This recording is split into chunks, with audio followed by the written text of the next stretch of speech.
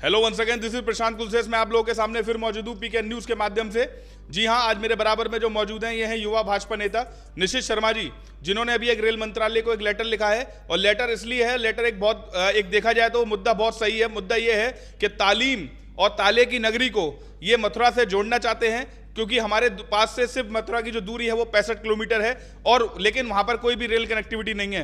पूरा प्रकरण क्या है हम जानेंगे युवा भाजपा नेता निशित शर्मा जी से। सर, स्वागत है मेरे नेटवर्क पर, डेट इज पीके। धन्यवाद प्रशांत जी, मुझे यहाँ आप उपस्थित हुए हैं और मुझे अपने चैनल पे शामिल कर रहे हैं। और एक जन कल्याणी विषय है ये जी। इस जन कल्याणी विषय को आपके माध्यम से रखना आज मैं रख रहा हूँ। मैं सौभाग्यशाली खुद को समझता हूँ जी। देखिए, ये एक लेटर जो लिखा गया है, एक अंडर करंट डिमांड रही है हमेशा से। अलीगढ़ से चाहे आप कभी गए हो, गुजरात आपने ट्रैवल किया हो, या महाराष्ट्र ट्रैवल किया हो, राजस्थान ट्रैवल किया हो, या साउथ के जो हमारे साउथ वेस्टर्न जितने हमारे स्टेट्स हैं या शहर हैं, वहाँ के लिए हमारी जो निर्भरता है वह हमेशा मथुरा और आगरा पे रही है, डिपेंड रही है। या दिल्ली जाता है कोई व्यक्ति अगर रेल के माध्यम से उसे ट्रैवल करना है तो। जी। अलीगढ़, जैसा कि आपने कहा, तालीम और ताला, सिर्फ ताला ही नहीं, हार्डवेयर, ब्रास और अन्य कई ऐसे जो उद्यमी हैं हमारे यहाँ, मैन्युफैक्चरिंग भी हो रही है, सप्लाई भी होती है यहाँ से, और एक बहुत बड़ा हब है इंडस्ट्रियली। ये देखा जाए तो अलीगढ़ और मथुरा की दूरी 65 किलोमीटर की है। ज़्यादा बड़ा स्ट्रेच भी नहीं है। ज़्यादा बड़ा स्ट्रेच नहीं है। अलीगढ़ और मथुरा के बीच हमारी जो कनेक्टिविटी है, जो आसपास है, सबसे पहले हाथरस से हम कनेक्टेड हैं। एक रेल मार्ग हमारा बना हुआ है। जब मेरी अपने कुछ मित्रों से चर्चा हुई जो रेल विभाग में कर्मचारी हैं, अधिकारी हैं, और कुछ वरिष्ठ अधिकारी भी रेल विभाग के, काफ़ी समय से मैं इस चीज़ को लेकर चिंतित था और काफ़ी गहन इस पर अध्ययन भी कर रहा था।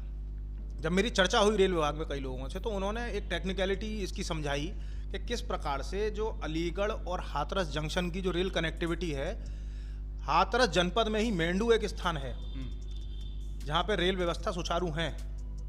अगर वो एक छोटा सा ट्रैक अलीगढ़ हाथरस जंक्शन को कनेक्ट करके मेंडू में दे दिया जाए तो सीधे हम मथुरा से कनेक्ट हो जाएंगे। कितने किलोमीटर का स्ट्रेच है वो? देखिए, मेरे ख्याल से 2.5 से 3 किलोमीटर के बीच का स्ट्रेच है जी। और टेक्निकली मैंने जब पत्र लिखा है, अगर इस पे जब जांच शुरू होगी या इस पे कोई एक्टिविटी शुरू होगी या ऐसी प्रोसीडिंग आएगी तो विभाग इसे अपने आप समझेगा। इसे रेल विभाग वाले ज़्यादा बेहतर समझेंगे। मैंने तो एक लेमैन की तरह, जो मैं बिल्कुल एक रेल विभाग के लिए तो लेमैन हूँ, इस चीज़ पे मैंने एक पत्र लिखा है। ये छोटा सा कार्य अगर हो जाता है तो हम सीधे मथुरा से कनेक्ट होंगे। मथुरा से कनेक्ट होने का जो बड़ा जो असर आएगा वह होगा गुजरात, राजस्थान और महाराष्ट्र।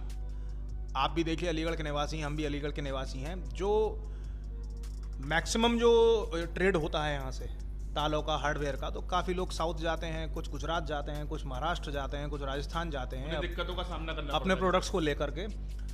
तो अगर यहाँ से, और फिर ये तो एक शुरुआत होगी, क्या पता आगे चल के हम एक कमर्शियल ट्रेन भी चले यहाँ से, EMU टाइप एक ट्रेन चले पैसेंजर जो हो, या एक इंटरसिटी बना दी जाए जी। कई सारे, देखिए, जब हम रेल मार्ग डाल देंगे तो हमारे साथ कई सारे ऑप्शंस इसे निकल करके आएंगे जी।